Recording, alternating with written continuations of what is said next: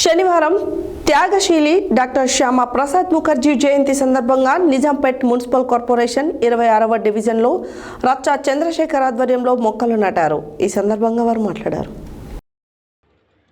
శనివారం త్యాగశీలి డాక్టర్ శ్యామా ప్రసాద్ ముఖర్జీ జయంతి సందర్భంగా Nizampet municipal corporation 26వ డివిజన్లో రచ్చ చక్రధర్ ఆధ్వర్యంలో మొక్కలు నాటారు.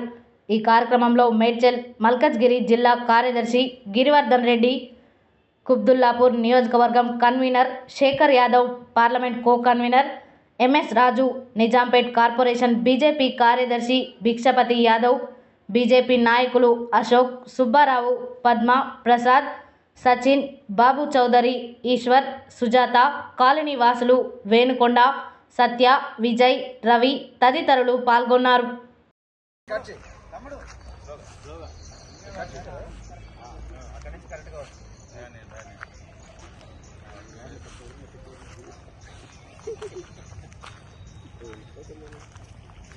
माँ के नाम पर एक पेड़। जय बोलो भारत माता की जय।